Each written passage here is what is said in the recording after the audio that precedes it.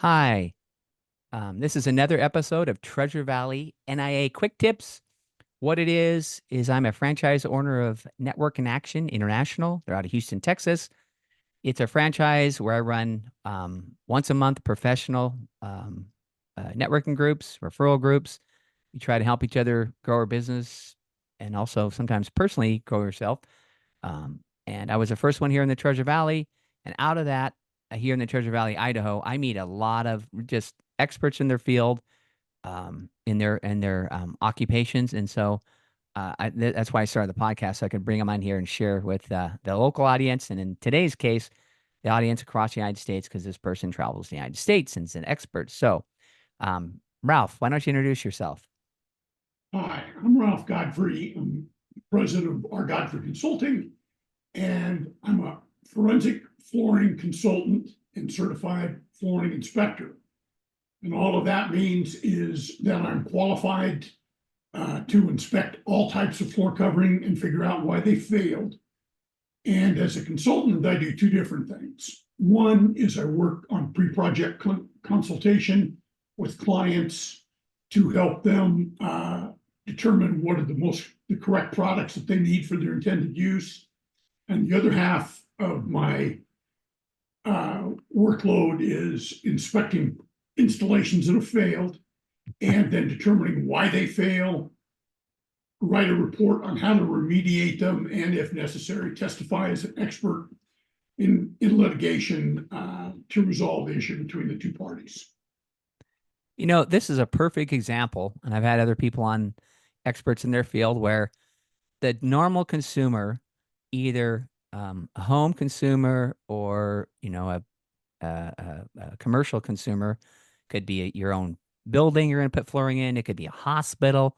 But speaking to myself as a consumer, like 15 years ago when I moved in this house, I got some bids from flooring companies, and the guy did old school at the time and gave me a book full of um, reviews that said he's good and did a great job. And but other than that, I didn't have a clue. And it's amazing how in every industry, consumers are just so um, not knowledgeable. And I've known you for a while, so I've heard you talk and stuff. So I know that's what I want to kind of share today with the listeners is kind of some of the kind of the more of the deep dive on what they need to, be a little more succinct when it comes to who they let come in and install stuff. So you helped me put together some great questions. So right out of the gate. So, um, as a consumer, how do you know a good flooring company versus someone that doesn't know what the hell they're doing? That's a very good question, and especially in an area like the Treasure Valley and surrounding area, where we're going through such a significant growth rate and having a Yeah. population increase. There are a lot of people moving from out of state that are bringing certain skills with them. Uh, Hopefully, they're bringing certain skills with them. And as a native of the Treasure Valley area, I know when I was growing up how important individual reputations were for a company. If you weren't in business for several years, nobody took you seriously. Yeah. Well, that's all changed because population in the Treasure Valley now is around 850,000. 10 years ago, it was 400,000. Yeah. So we've had a huge change, and it's very difficult as people who own businesses are trying to hire people that have qualifications have found out not everybody's as qualified as they'd like to say they are. So I tell homeowners when you're looking for someone, first person is ask your friends, who did you buy carpet from? Who did you buy wood flooring from? And make sure that that purchase was at least 3 years previous. Because what you want to know is how the floor is performed over 3 years, not a floor that was installed 6 months ago. And does the store itself have staying power? One of my personal recommendations to all people, don't buy floor covering from anybody unless they've been in business for 5 years. That may be unfair to some people, but as far as the industry goes, I think that's a very good guideline. Because if you've been able to last for 5 years, you probably have a future in the business. And I'm spoiled. The first guy I worked for in the floor covering business had been in business 20 years when I went to work for him. The second retailer I went to work for had been in business 40 years. Wow. The manufacturer that I did my first manufacturing work for had been in the business for 25 years and was one of the top 100 manufacturers. I myself have been in my own business since 1980. So I look for people with longevity. People all the time ask me, well, who should I buy my floor covering from? I said, you're talking to the wrong guy. You want to know who not to buy your floor covering from. But I do, I know people within the industry and things, and I give out recommendations very reluctantly, but person must be in business 5 years. Did they go to school to learn how to install the flooring that you're buying? When did they go to school? Where did they go to school? Now, there are no universities that I'm aware of that teach floor covering installation. They're all independent, private certification bodies, Yep. associations, things of that nature. So that's where that education come from. But again, referrals, I think, is the best. And then when you talk to these people, tell them you want at least 5 referrals that are 3 years old. See, that is, yep. I love that, because I would have never thought about that. But you're right, because again, knowing you and some stuff you talked about is that, how does the floor covering perform 3 years out? Because a lot of times, if it's been, like you said, 6 months, you're not going to quite know, but you're going to know in 3 years, you're going to figure out really quick if the person did a good job. So that gets right into another question is, I mean, like, there's a, we'll start with the residential, and then we'll like, what are some of the top? Well, right now, hardwood floors are huge in residential, at least from that I've seen. So, what on residential? What are some of the? I mean, I don't know. What are even the differences of someone wants to have hard flooring and carpet? What are some things advice you can give people when they're Well, looking? what's happening is floor covering styles are cyclical. Okay. For many years, it was carpet. Before that, it was hardwood, stone. Right now, the majority of the flooring sold in the United States is called luxury vinyl plank or Yep. luxury vinyl tile. And it's just as it explains, it looks like a wood floor plank or it looks like a tile. Yep. It's extremely durable. It's very easy to maintain. And it's priced very competitively in many respects.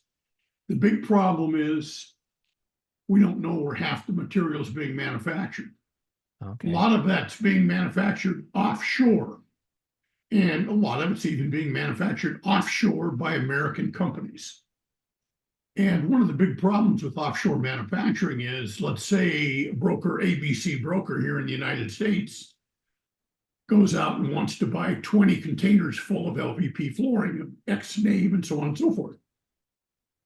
They go to Asia.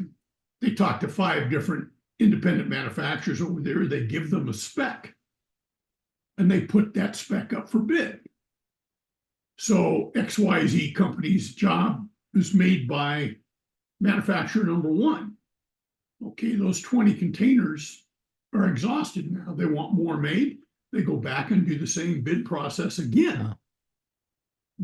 Bid manufacturer number 3 might get this bid. So the same product, in theory, in specification, it's not always made by the same company, but yet it's brokered and manufactured in the United States under a brand name. And it makes it very complicated for the consumer. And one of the things that I encourage consumers this day and age, use point blank, ask the flooring contractor or the retailer, where's this manufactured? Oh. Who is the manufacturer? Because it has a legal effect warranty-wise. If it's manufactured by Armstrong or Mohawk or Shaw or one of the American companies, something goes wrong, you can reach out and touch that manufacturer. If it's an offshore company, you have no way to seek recompense from that offshore manufacturer. So what the majority of US states have done is they've stated that if you are a distributor or a broker and you bring a product in under a private label or your own label, then you assume the warranty for that product because it's your manufacturer that's manufacturing the product for you in this country. So you have to honor the warranty for the consumer. And in many cases, that has to be litigated. It's unfortunate, but it often happens. So what now? Now, what about like um, there's a couple big local nonprofit hospitals here. Um, what I mean, if they were gonna reach out to you and say, "Hey, Ralph, come on in and help us, like do some because you do the kind of the pre work before they get the flooring and stuff." So what are the things that you would kind of, and there's one right there, like ask them whoever Well, they're, let's say it's a large hospital okay, and they're building a new building, a new section of yeah, buildings. We would meet with their engineering department, their design people, find out what their goals are. First of all, what do they want to accomplish with this building? What type of medication are they going to be doing? Is it going to be a heart center, a cancer center? What are the different things? What are their needs and requirements from the floor covering? Too many times, big projects are approached by numerous bidders, and they've all got something to sell. That may not coincide with what the client needs. And we're there to make sure the client's needs are met, sometimes in spite of themselves. And what we'll do is we'll talk to them, okay, how long a period of time do you have to install this? How much time are you going to give this builder, this installer?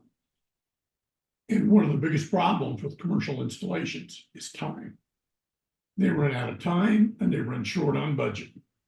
And guess what's always the last thing to go on the floor? The floor covering. It's the last thing to go into the building before the patients do. And so we pay very, very close attention to that. And in many cases, installation instructions, warranty guidelines, and things of those natures are circumvented and shortcutted because they don't have the time. Or the bidding contractor tries to save a little money and maybe put some money in his product by using a different product and so on and so forth. We want to make sure that the products that are specified and that are used in the project are really what my client needs and what are going to do the job. And we're especially prudent in making sure they take sufficient time to do the testing of the flooring, testing of the slabs, the installation, because many times you're going to be doing a diamond grinding of a substrate that's got to ventilate for 24 hours. Then you're going to come in and test the floor for moisture if it's a concrete slab, and that can take anywhere from 72 hours to 5 days. So you want to make sure that time is taken, and you want to make sure the adequate amount of testing is done and testing is done properly. I've made a lot of money walking around videotaping people doing tests improperly. It's done all the time. So we want to make sure that everything is followed in the proper sequence. And something we'll be talking about later on today is enclosure and acclimation. They're critical. And so we make sure that all of this stuff is done. And sometimes we have to be a little tough with our client. In that case, we're no different than a physician arguing with a patient about you should be doing these exercises or taking this medication or whatever, because that's what's going to work. Well, I think I understand what you think, but what you're thinking is not accurate. It's not going to bring you the results that you need and want. And that's the most difficult steps in working with a commercial client, is making sure they're clear and understand on what they actually do need, and not what some quote hopeful designer is telling them that, oh, this will be beautiful in this. We See, need that form go ahead. and function and purpose. They all have to be there. See, that's a perfect example of where, again, you're a purchasing person at a hospital. You just, or any large facility, you're just wanting to get that off your plate as fast as possible. But you've seen over and over again, if that goes wrong, that's a lot of time and effort. I mean, once you get all those patients running around in there, uh, just real quick, don't go too much into it, but like what, like let's say that you have a new wing of a hospital, it's fairly large, and the flooring fails. What's like one of the worst situations that can happen? Do they have to shut that wing down again? I mean, how do they fix it if something really goes Failure wrong? in a medical facility is always the worst case scenario, Okay. because when you were installing the flooring in the building, it was new. There were no patients, and it was following in a construction sequence. When it fails, you've got to go completely back.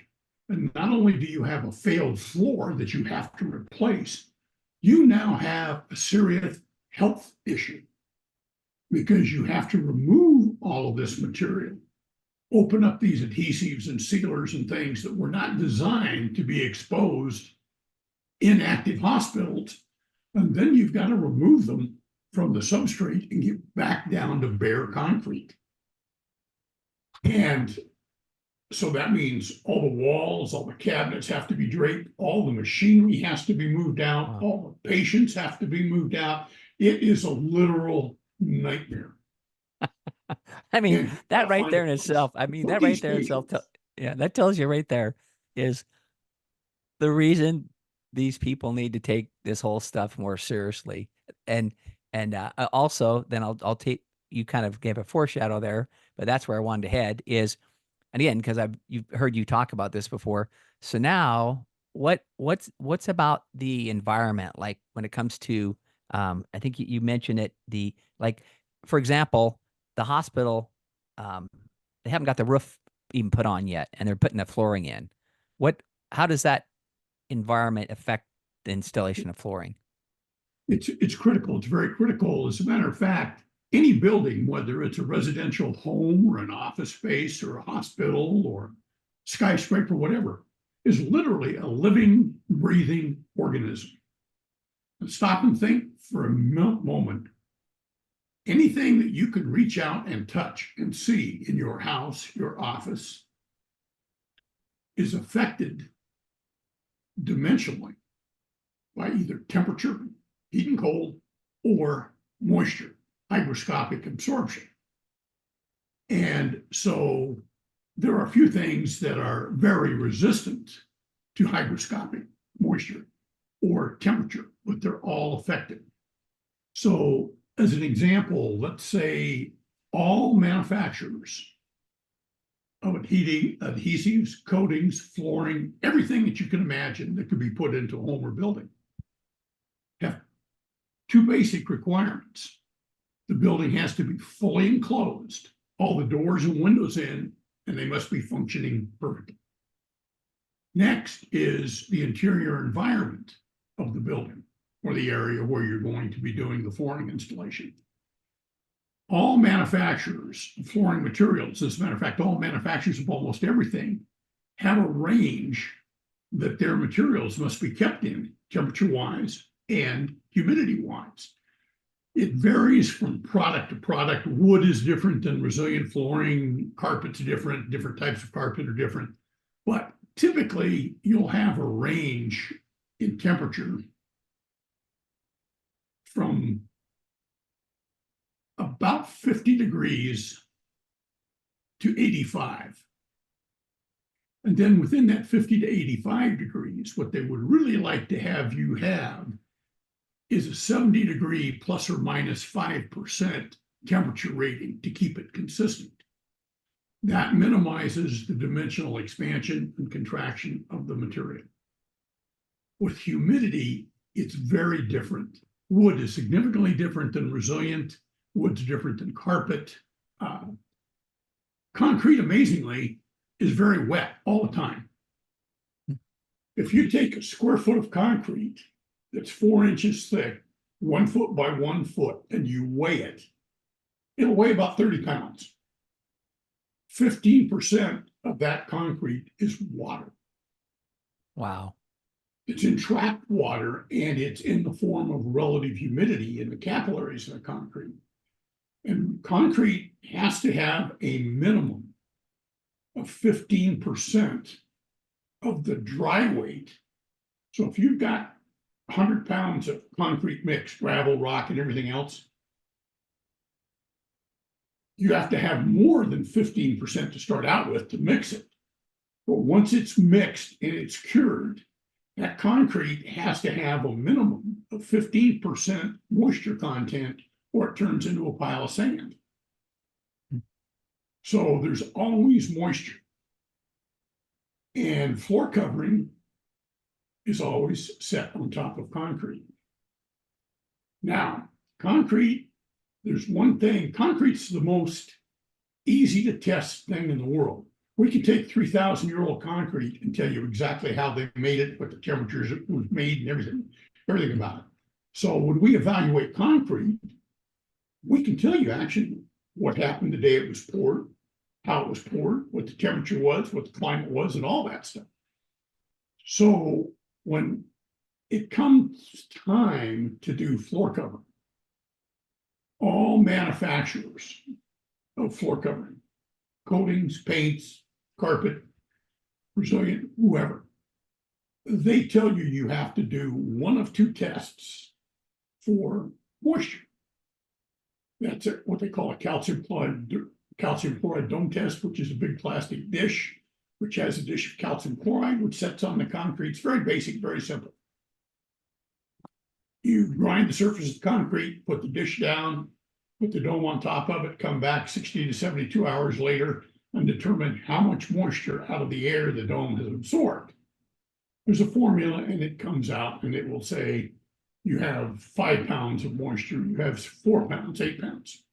What that is telling you is in 1,000 square feet area in a 24-hour period, there's actually 5 pounds of water escaping from that concrete slab. Gallon of water weighs 8.2 pounds.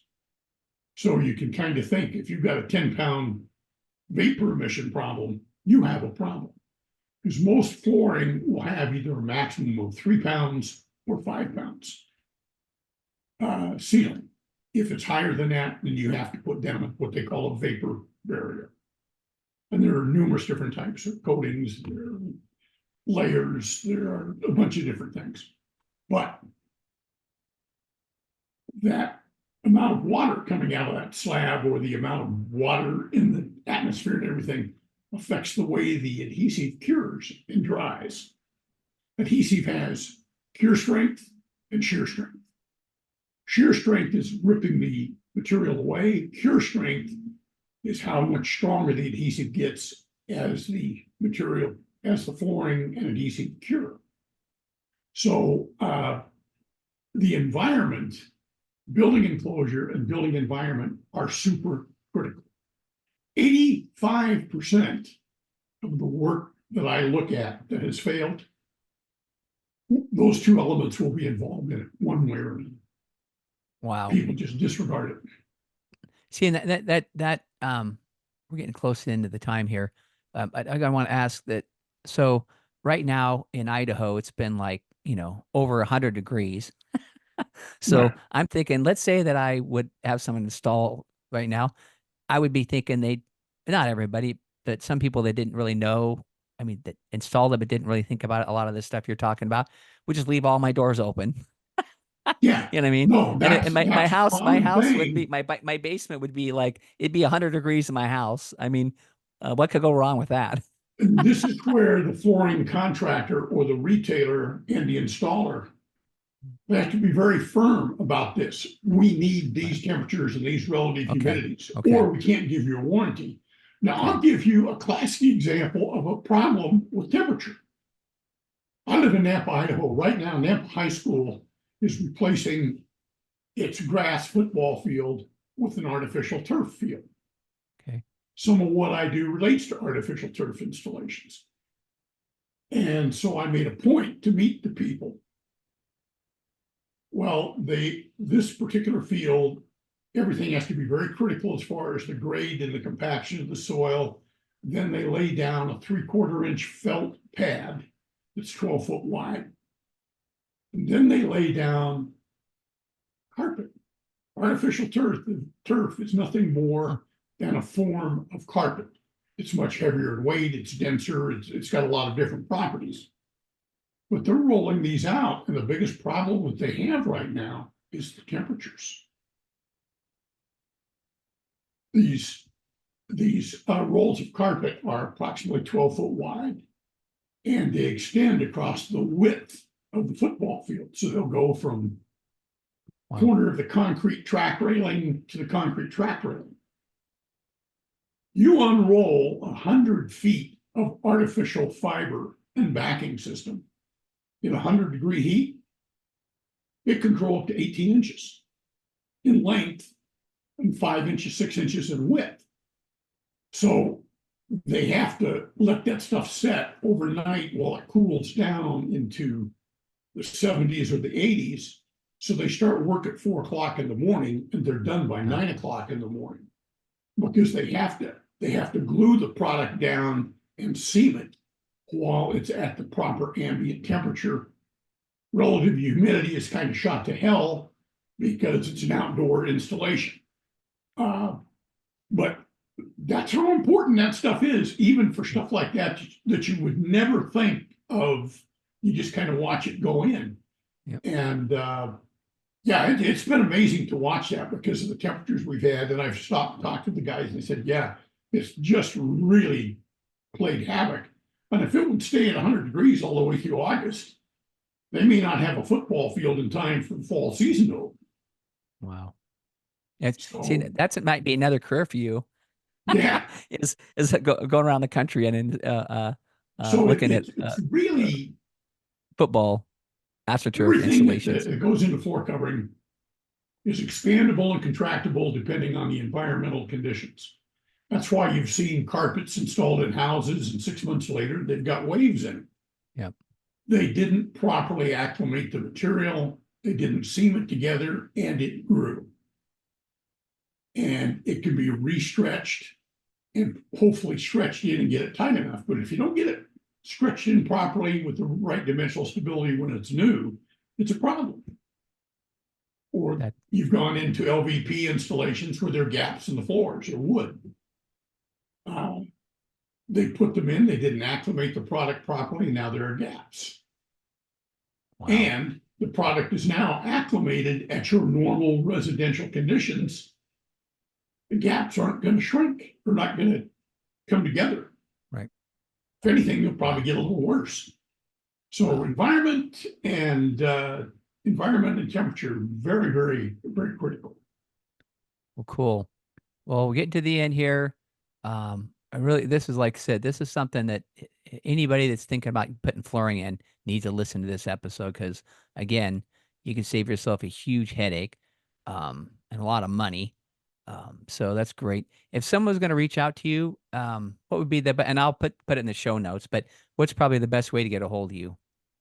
They can get a hold of me by calling me at 858-688-1189. That is my personal cell number. And they can either text me or call me at that number. I'm kind of old school. I like to talk to people because generally when somebody calls me that they've got a flooring problem, it's a little bit more than textable. And they can also contact me by email. And email is R.O. Godfrey at Floorspot, FLOORSPY.com.